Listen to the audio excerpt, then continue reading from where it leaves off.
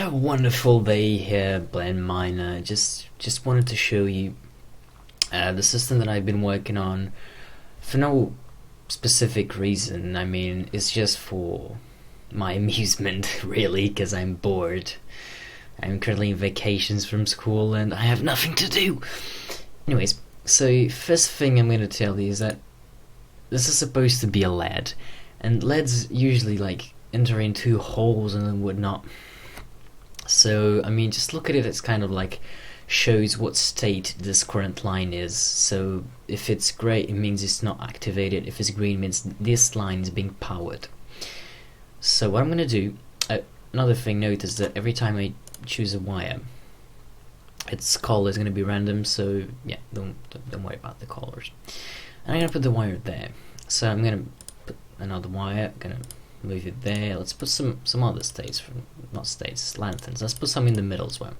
So I'm gonna go ahead and do this cross thing like that. So you can see I'm going from here to there. I'm powering this line, and this line. So as soon as I connect to my negative little thingy, this one and this one should not power on, but the others should power. So let's go ahead and do that. And you can see that's exactly what happens. If I place another one here, you can see it's being powered. If I place some here, you can see they're not being powered at all.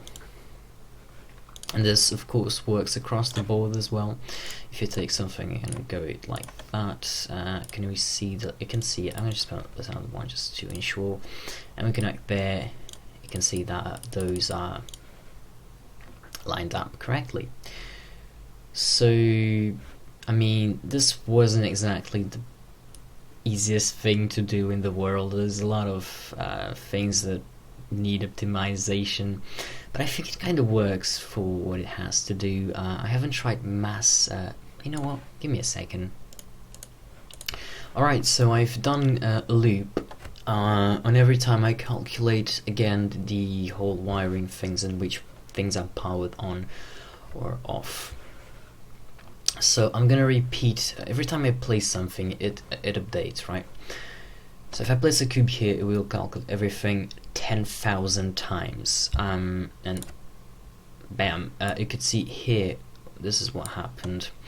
It took about 384 milliseconds, which is about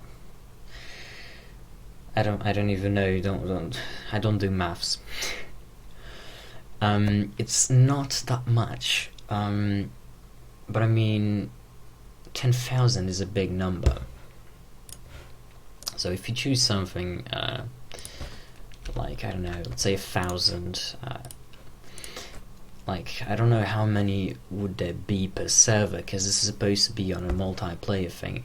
So I'm gonna again build, I'm gonna build a more complex, well, a bigger system, and I'm gonna be back. I got bored midway. I was planning on doing something a little bit bigger, but yeah. Anyways, let's see what happens whenever we place something. And bam. Oh, damn it. That's not what I meant to place. Bam. Here we go. This time it took only 157 milliseconds. Which is still not that good, but considering it is not being delayed or anything. I mean, it's not being not using any threads or something like that, which I could totally use. So some barely using all the Unity bullshit that is not thread friendly. So yeah, I mean, I guess for now it will work. Some optimizations will still have to be done, and this is also considering that every single player on the server is doing a change on their system at that precise moment, because I highly doubt like 10,000 people will be changing their system at the same time, like, if you catch my logic there. But yeah, it turned out to be quite a huge system. There are things that I'm still gonna need to work on, especially on components with two that like hold two spots instead of just one, or multiple actually, and making things like logical gates for it to like give outputs and whatnot, it'll be kind of a messy thing. One thing I didn't want to worry about were resistance and all that kind of jazz and the amount of voltages you get in.